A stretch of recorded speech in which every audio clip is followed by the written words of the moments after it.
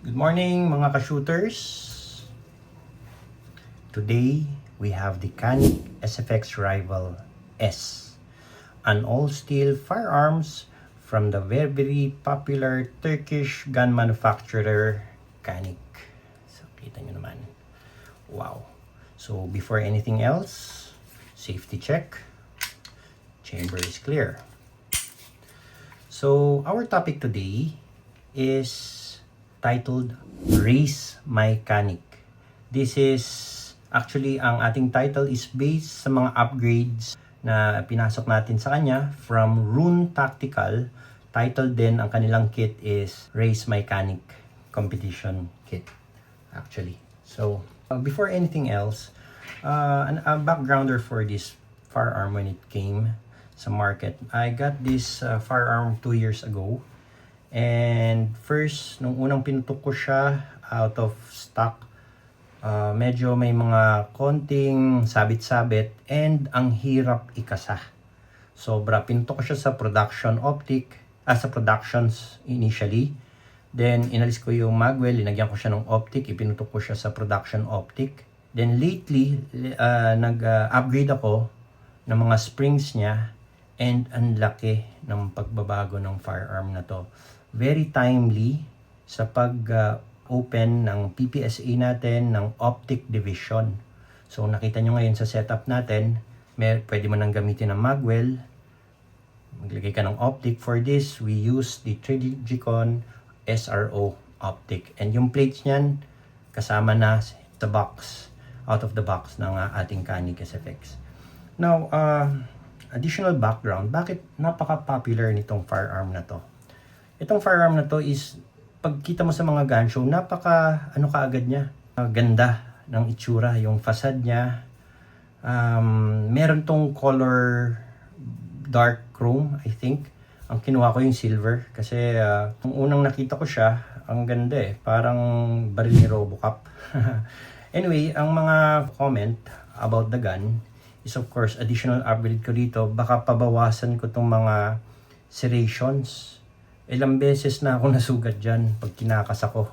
Ito mga kinas ako ngayon, na butas na kaagad yung ano natin. Matatalim ang serration ng ano niya, pero maganda, ang laki. Hawak mo kaagad. And of course, this is affordable gun. Hindi ko sasabing cheapest, but it's an affordable gun. Hanapin nyo yung ating supplier in country. Mura nila ibigay ito. And this is actually one of the affordable gun for the optics division kung may balak man kayong pumutok doon. Actually, itong full upgrade natin hindi ko na i-discuss kasi yung iba na ilagay ko na. I-discuss ko na lang kung ano yung kasama ng Rune Tactical Raise My Canik Competition upgrade kit. So makikita nyo mamaya. And ano na yung actual performance nito compared sa ating optic division regulations. Alright, so stay tuned. Sa mga shooters natin, welcome sa ating video. Okay, for the upgrade. So tabi muna natin ang firearm. So for the Rune Tactical upgrade, ito yung kasama niya. I bought this actually, may link below sa Rune Tactical. Yan na lang. So of course, ang maganda sa Rune Tactical, sabi ko nga sa inyo, na-install ko na dito yung ibang spring. Dalawang spring ang na-install ko na dito. The return spring na napaka-soft ng Canik, ng Rune, and the plunger spring. The safety, striker fire safety plunger spring. So tuturo natin mamaya. So, other kasama sa kit, of course, andito na yung guide rod, katulad ng mga 1911s, 2011s natin, and mga CZ na mga firearms. And of course, may kasama siyang spring. This is 12 pounds.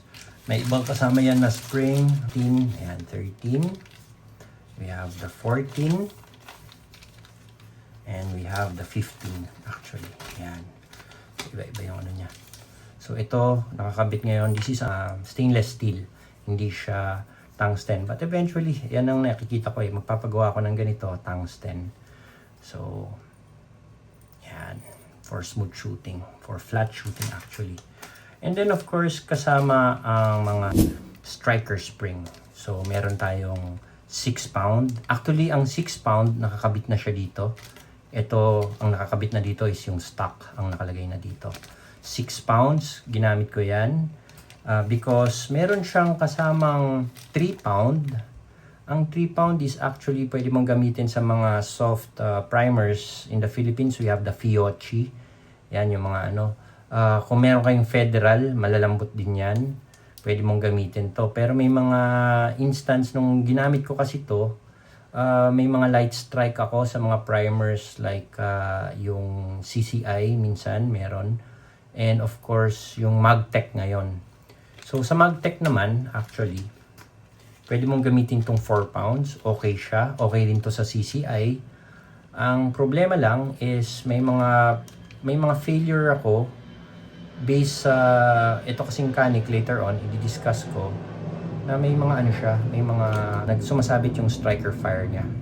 So or hindi siya nag-home masyado tong upper. Masyado mabigat yung upper ano kaya ang linagay ko is ang ating 6 pound and for now it's working smoothly. Tinanggal ko lang tong guide rod para pakita sa inyo. And of course kasama dito is itong Canik na striker tool. So, papakita ko rin sa inyo kung paano ito gamitin mamaya. Yan, striker tool kung paano magpalit ng spring. Siguro demo na lang ng mabilisan. But basically, yan lahat ang kasama. And of course, yung mga base pad with spring. So, itong mga base pad is pasok sa regulation ng ating optic division.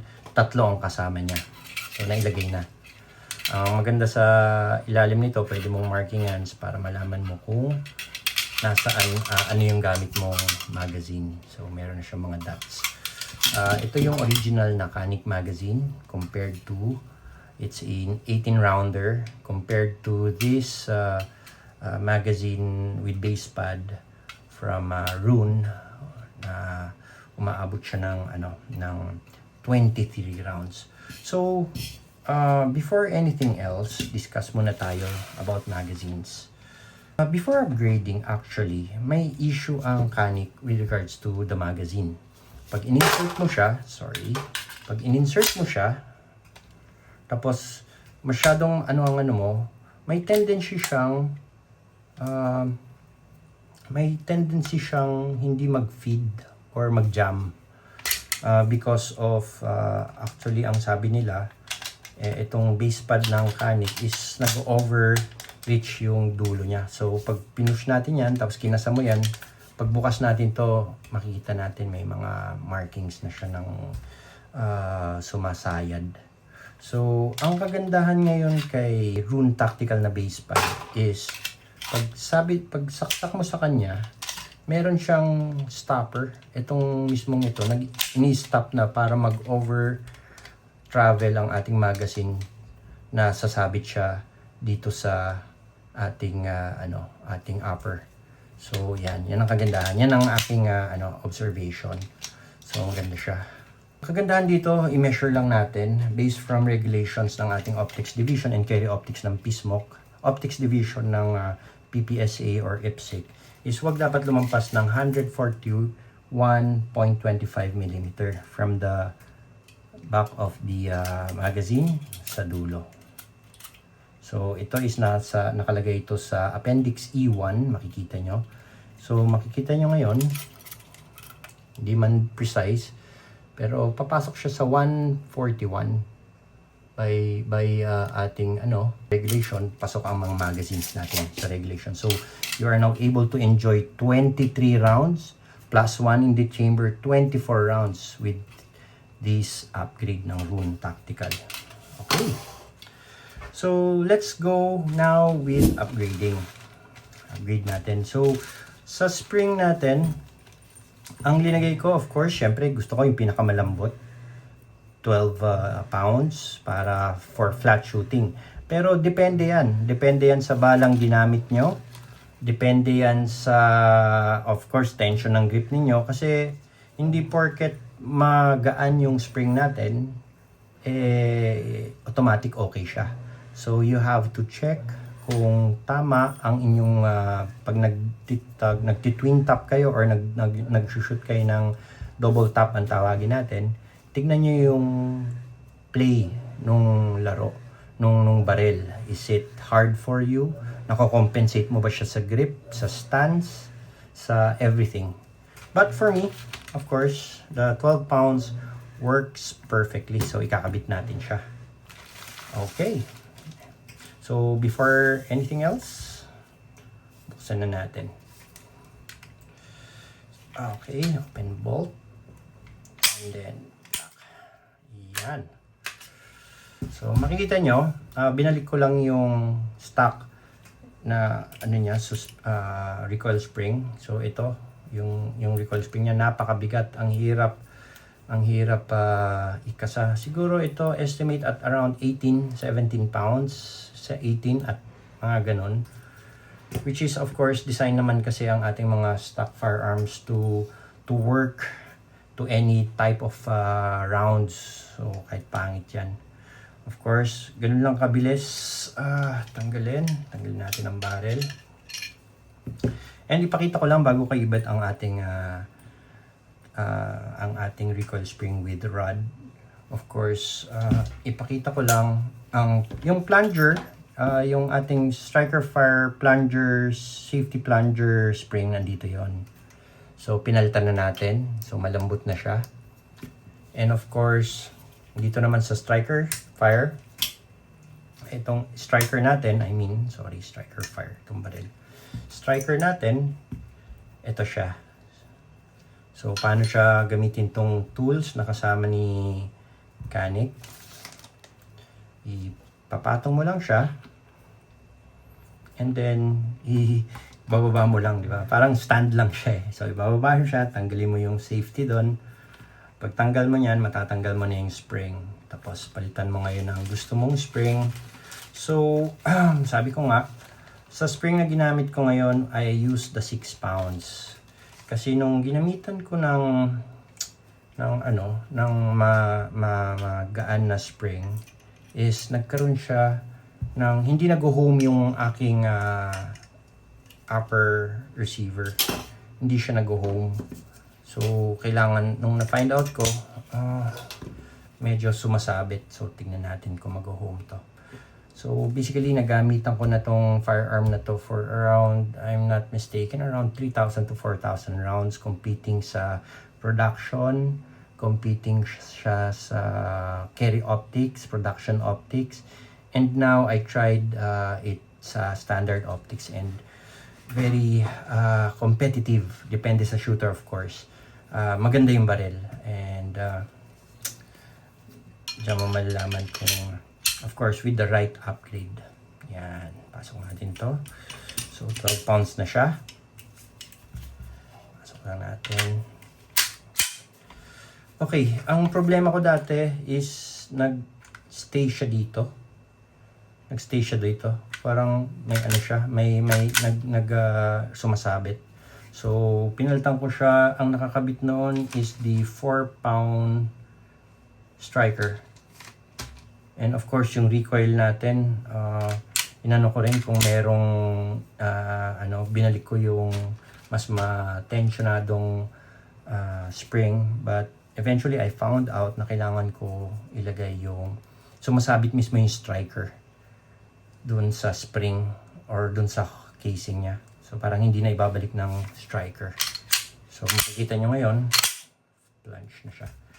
Of course, itatry natin ang trigger pull para makita natin. Sa regulation naman ng optic division, for the optic division, no trigger limit. Ibig sabihin, kahit gaano kaagaan siya.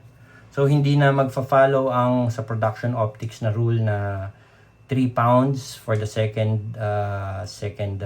for the single, for the double action, yung double action niya should be 5 pounds and succeeding is wala nang limit. Pero for the striker fired, around 3 pounds. So, dito, wala nang limit for the optics division. So, tatry natin ngayon. 2.2. Okay, so at least bumaba siya compared sa mga ibang striker fire dyan. 2.1 2 pounds 1.9 ounce. Sige. 2 pounds 2 ounce. So basically nasa 2.2 siya. Hindi ko na nakuha yung data nito pero I believe I'm sorry, yung pagka-pull ko 2.5. I believe yung shot nito nasa 4 pounds nung hindi pa siya na-upgrade. Okay, 1 pound 15 ounce. Sige, try natin yung iba-ibang pull para makakuha tayo ng data na average. 2 pounds. Oops, sorry. 2 pounds. And finally, 1.7. So siguro sa pool ko na lang yan. But ang average natin for all the trigger testing na ginawa natin, 2 pounds 0.05 ounce. So basically there you have it, guys. With the upgraded the Rune Tactical Race My Canic upgrade kit. I'm sure ang inyong mga canik dyan na ang daming lumalabas na mga problema is masosolve ng kit na to. Ang sarap is iputok nito.